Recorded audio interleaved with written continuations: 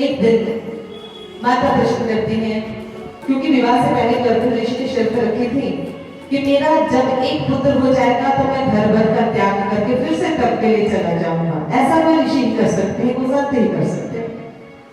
जैसे ही पुत्र हुआ तो चले गए और ऐसे करते कपिल मुनि युवावस्था में आ गए। एक दिन माता प्रश्न करती हैं, हे पुत्र, आपके पिता कहते हैं कि आप भगवान का अंश हैं, लेकिन मेरे मन में वैराग्य क्यों नहीं होता? संसार की इच्छाएं मेरे मन में खत्म क्यों नहीं होती है? किसी के मन में भी नहीं होती है। एक इच्छा के बाद दूसरी इच्छा, तीसरी इच्छा, इच्छाएं बढ़ती चली जाती हैं, ऐसे बढ़ती चली जाती है। जैसे अग्नि को जलाया वो जलती जाएगी, फिर उसमें लकड़ी डालो वो जलती जाएगी, एक कामना के बाद दूसरी, दूसरी के बाद तीसरी। उस जलती हुई अग्नि में लकड़ी डालना बंद कर दो, अग्नि शांत हो जाएगी। इच्छाओं को जब प्रभु को समर्पित कर दोगे, इच्छा जब प्रभु की हो जाएगी, जब प्रभु को श्रृंगार करने की भावना आ जाएगी तो अपना श्रृंगार भूल जाओगे। अब तक मन है ना, शीशे में बार बार देखे, मैं ये श्रृंगार कर लूं, मैं वो कर लूं। जिस दिन राधा रानी को संवारना शुरू कर दोगे ना, अपना श्रृंगार भूल जाओ, क्योंकि मन आप प्रभु के चरणों में, आप चिंता सिमरन में भी वो बसे हुए। हे माता, कामनाओं का धीरे धीरे त्याग करते चले जाना, यही मोक्ष की तरफ बढ़ते जाना है। इसके 8 अंग बताए गए हैं, बहुत सुंदर प्रसंग है जो हमने अपने गुरुजनों से सीखा है। एक संत होने के नाते उस पर विचार करना हम अपना फर्ज समझते हैं। आप उसमें याद रखो ना रखो, चलो ना चलो, आपकी मर्जी है, लेकिन संत होने के नाते अपना कर्तव्य हम निभाएंगे।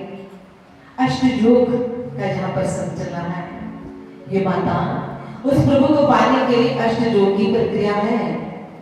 इसलिए जो गुरुमुख हैं, अपने गुरुजनों के चरणों से जुड़े हुए हैं, आपने जिज्ञान अवश्य प्राप्त किया होगा, और नहीं किया है तो गुरुजनों के पास जाकर फालतू की वार्तालाप नहीं करनी चाहिए। उनसे प्रश्न करें, अपने जीवन को संवारने के लिए, अपनी भक्ति की उन्नति के लिए प्रश्न करें। तो पहला स्टेप है यम। यम में 2 चीजें आएंगी।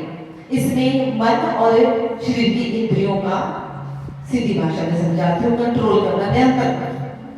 आंखों पर नियंत्रण रखना, आंखें कुछ ऐसा न देखे जिससे मन खराब हो, कान ऐसा न सुने जिससे में मन विकार पैदा हो, मन कुछ ऐसा चिंतन ना करे कि हमारा मन मलिन हो, और मलिन मन ही दुर्गति की तरफ लेकर जाता है। तो इंद्रियों पर, मन पर नियंत्रण ये पहला स्टेप है।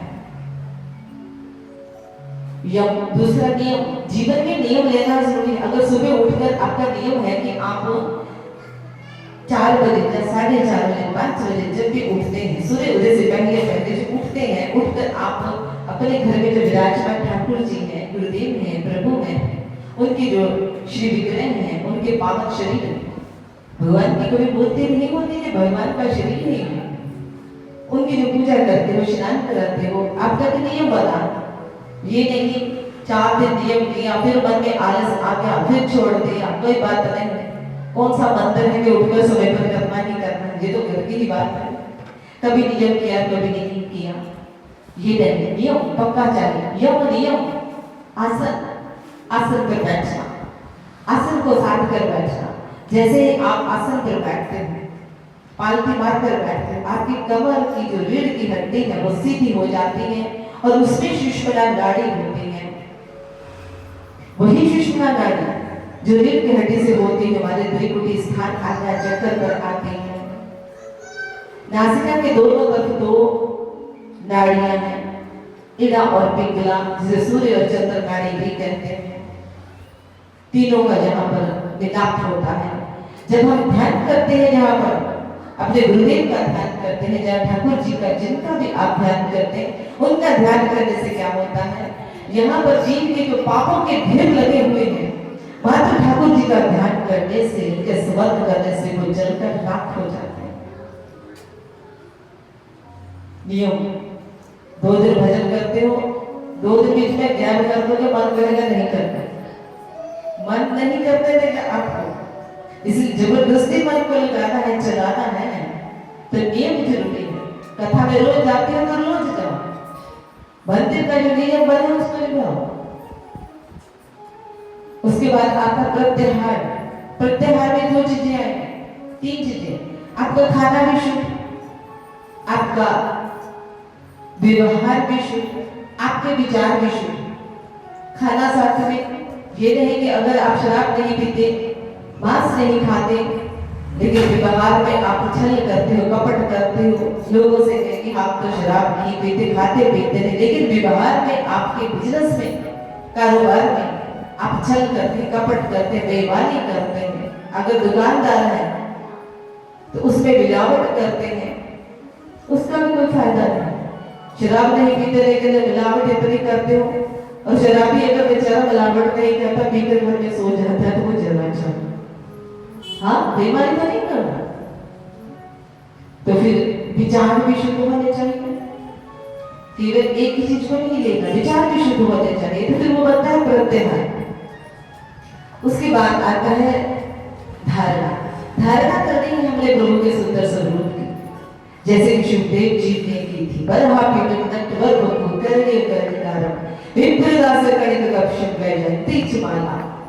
मेरे प्रभु कैसे हैं? वैजंती माला गले में डाले हुए, सिर पर मोर मुकुट है, और पाँव में घुंघरू है उनके, जो भाव में रहते हैं, उनके भाव में तो चलता है, चाहे वो बाल स्वरूप है या बड़े स्वरूप है। तो आप भावना करें, बाल स्वरूप में करते हैं कि ठाकुर जी पैरों में पाजे पे डालकर छन छन नाचते हुए जाते हैं आगे आगे, आपको महसूस होने लग जाएगा, बस भावना में उतर गए। तो धारणा करनी है प्रभु के पूरे शरीर के अंगों की, और फिर उस पर ध्यान की प्रक्रिया है। फिर एक अंग पर ध्यान केंद्रित करना है, और गुरुदेव के चरण और प्रभु के चरण सर्वोत्तम ध्यान के लिए उत्तम उपाय है। श्री गुरु पद तक मनि करी जोड़ी, सुमनित दिव्य दृष्टि होती। गुरुदेव के चरणों का ध्यान दिव्य दृष्टि देता है। दिव्य दृष्टि का अर्थ ये मत समझ लेना कि आंखों में ज्योत जले और आपने देखना शुरू कर दिया कि आपके वर्तमान में भविष्य में क्या है। दिव्य दृष्टि मतलब देखने की दृष्टि सही हो जाती है। फिर कोई क्या करता है उसका कर्म, हमने अपना कर्म करना है, ऐसा मन में भाव आ जाता है। हे माता, जिन 8 अंग हैं, क्योंकि ये शरीर नाश हो जाएगा, इसलिए इस माध्यम के द्वारा परमात्मा को पाया जा सकता। तो माता को समझाते हैं, इस काया का होवे विनाश है, तू तो आत्मा है स्वयं प्रकाश है, तू तो आत्मा है स्वयं प्रकाश है, तू तो आत्मा है स्वयं प्रकाश है।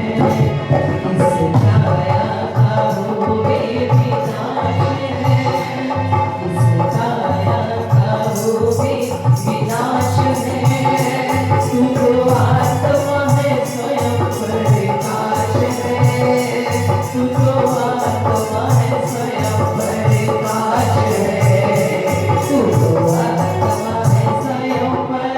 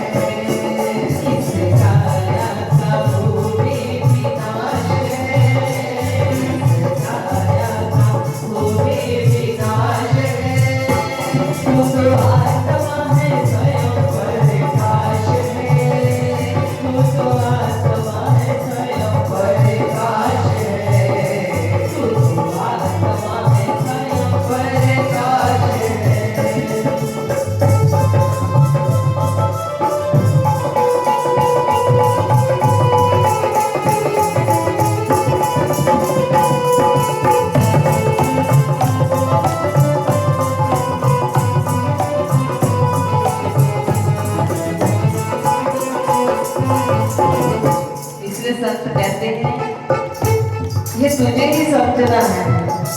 भूल तेरी है तू ही मिटा ले, भूल तेरी है तू ही मिटा ले।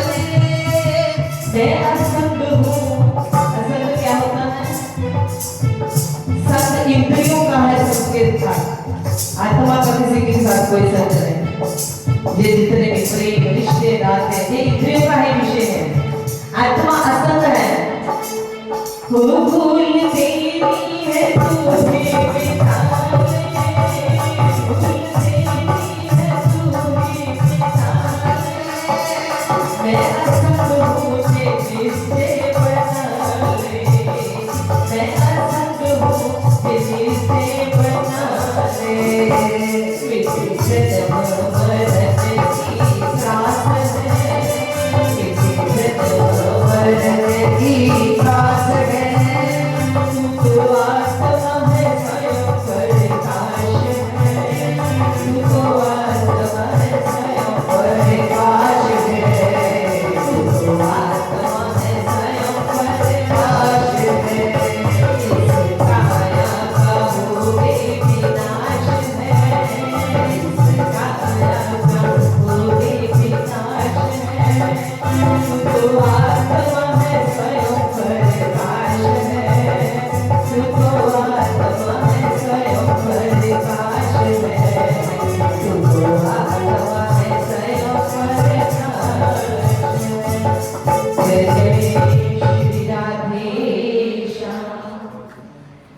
समझा रहे हैं माता, इस काया का वो भी विनाश है, तू तो आत्मा है स्वयं प्रकाश है, तू तो आत्मा है स्वयं प्रकाश है।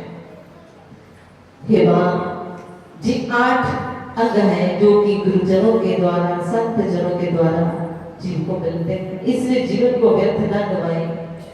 जो लोग अब तक मनमुख हैं, मन के मुताबिक चलते हैं, मन बेचे सदगुरु के पास और किस सेवक के कारजराज वाणी ऐसा कहते हैं।